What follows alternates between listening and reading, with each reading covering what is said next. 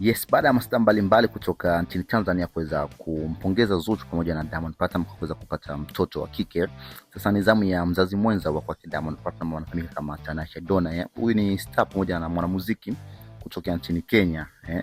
ambaye pia ni mzazi mwenza wa msanii Diamond Platnumz. Ameweza kufanikiwa kupata mtoto mmoja wa kiume anafahamika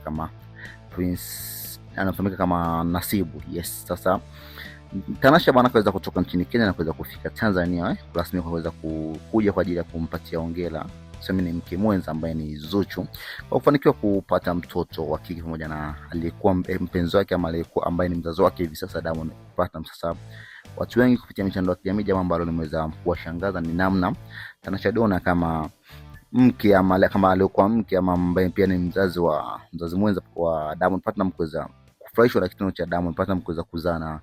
na Zuchu. Sasa kibongobongo kama tunaweza kufahamu kwamba ikiwepo ile desturi kwamba mtu ashai kuzaa na fulani, basi ikitokea huyo mtu akaweza kuzaa na mtu mwingine, basi inakuwa ni kama uhasama, lakini kwake Tanasha Donna imekuwa kitofauti kabisa, na jambo ambalo limeweza kuwavutia watu wengi sana kupitia mitandao ya kijamii baada ya kuweza kuona kitendo hicho ambapo Esma aliweza kufika, ambapo Tanasha Donna aliweza kufika ndani pamoja na kupokelewa na dada wa Diamond Platnumz ambaye ni Esma, akiwa pamoja na familia nzima ya Diamond Platnumz, ikiwemo pia na Zuchu mwenyewe ambaye Esma ndio ilikuwa ambao Tanasha Donna pia ndio ilikuwa ni ugeni ambao rasmi ulikuwa umeweza kulenga kuja kumcheki Zuchu. Naomba uweze kutupatia maoni yako kwa upande wako, wewe unaiona vipi situation ya Tanasha kuweza kuja Dar es Salaam kuweza kumpongeza Zuchu? Yes.